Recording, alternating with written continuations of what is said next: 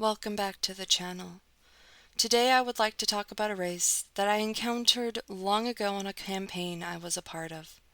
These Xenos have intelligence, though it is not as good as our tech priests, though their depravity knows no bounds. Their race was once the greatest foe of the Eldar before they were defeated and burrowed into an ancient tomb worlds, awaiting for their victory to come. I am talking about the Necrons. During the campaign I encountered the Necrons, all of which had awoken on a planet that held a massive hive city filled with millions of civilians. We had not marked this planet as a possible tomb world, but we were never really know if or when the Necrons will awaken on a planet till it has already happened. I was set out to aid the Imperial Guard, along with a dozen of my sisters, and help evacuate what remained in the city. I have seen carnage before, fought against gene stealers and chaos demons, but this was something I hadn't seen before. As we entered the combative air, our shuttle had to bank hard to the right to avoid fire from one of their annihilator beams. I looked at my sisters, knowing that one or both of us would die, but it was worth it to protect the Imperial citizens. Our shuttle had barely landed, the bolt doors just opened, and my pistol was already firing. I had not been naive. I had come with stronger weapons. But the Necron had crawled all over our dropship, and I had to clear a path. One after another, the Necron fell to my pistol, clearing a path for us to even exit our shuttle, and soon we stepped foot onto the planet, and the shuttle was already taking off to leave. With a clear path, I pulled the heavy blaster from my back, holding it steady as I took shot after shot at the horde that overran the hive world surface. A sea of green and gold, the vicious sun beating down on my face and glinting off the Necron army, but I held my blaster steady as we pushed forward. By the time we had reached the city, aiding the defenses of the gate, I had already lost 2 of my sisters, cutting our numbers now down to 4. I had seen them impaled on eldritch lances, the owners looking at me as I shot them away from my sisters' bodies. The sorry state of the hive city did nothing to bring morale up. Screams of the wounded echoed through the barren streets, showing me how badly the evacuation was going. "Report," my commander spoke to a guardsman, though the report was what I thought.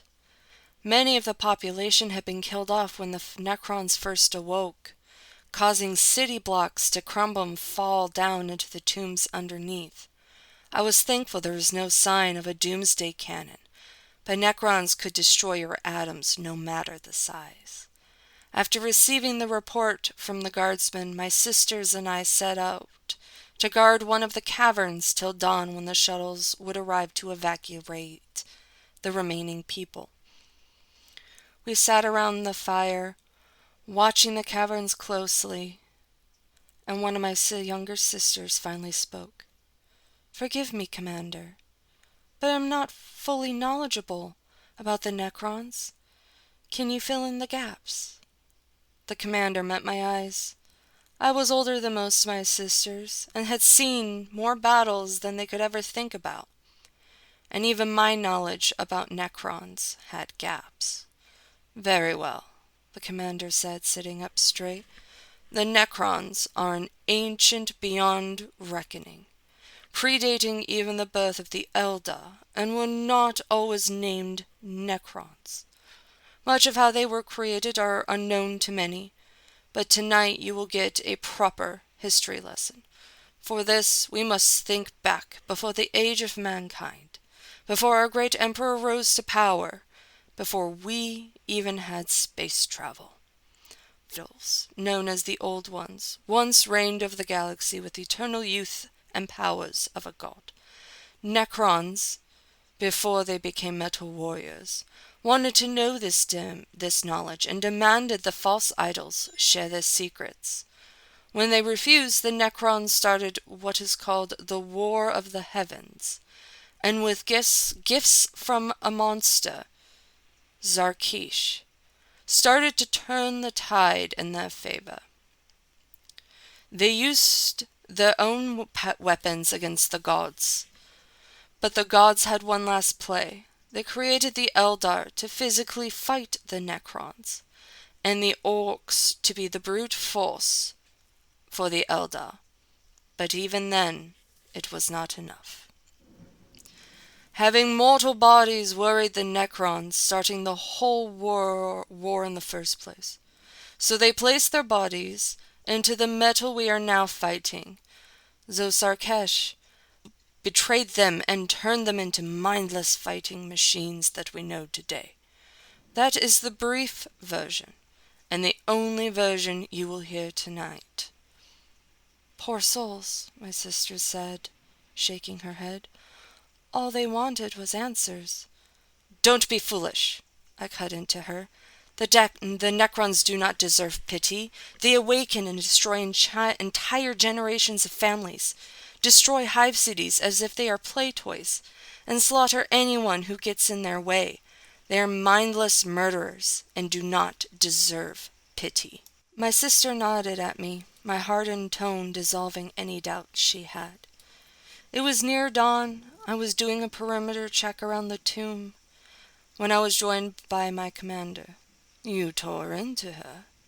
She felt pity for these monsters. I see no reason to feel anything for them except destruction.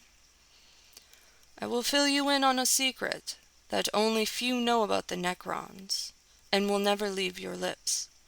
Of course.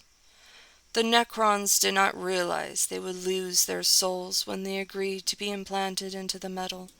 Their leaders were just trying to do what's best for them, though they were deceived. I was shocked by this information, though I kept my face neutral. It does not change what they have done. No, it doesn't. Be prepared. The shuttles will be here soon.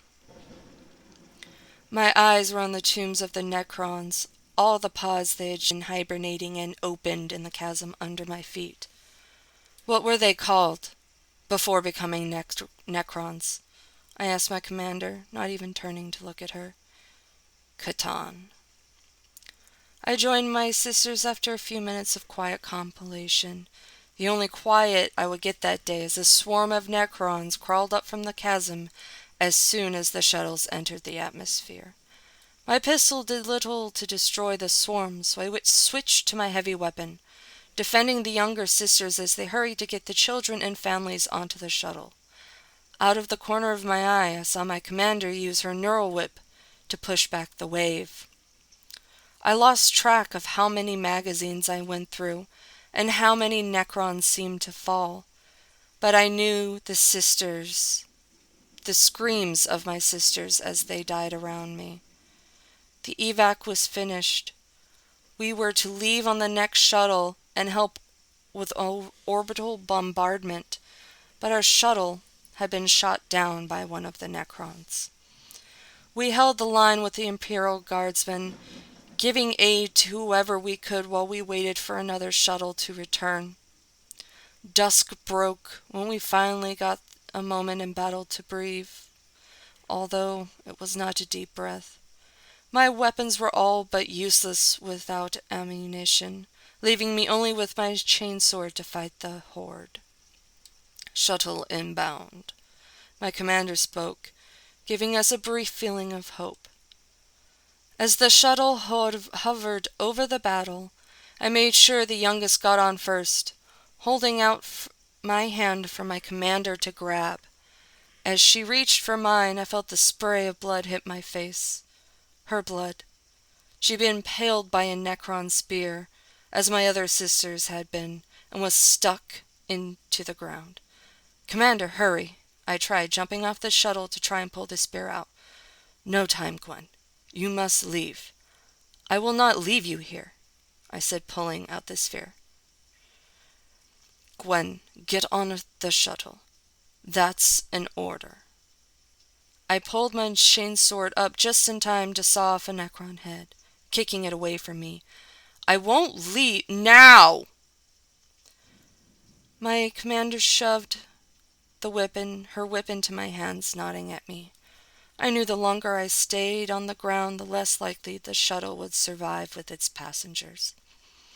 I felt my heart hurt as I turned away from my commander, getting onto the shuttle. I had to hold my younger sister as the shuttle flew away, the bulk doors closing painfully slow on the scene in front of me, gold slowly engulfing my commander, all of them scurrying over the abandoned city as if it was a playground, the bodies of the dead hidden from view. I held my sister as she cried, the last time she cried, understanding that loss is something you must become accustomed to, looking at the neural whip in my hands. This has been my video on Necrons. I hope you enjoyed it and heard of my tales and enjoyed my tale. If you like what I do, please give the comment below, give the video a like, and until next time, I am St. Gwen, your sister of battle.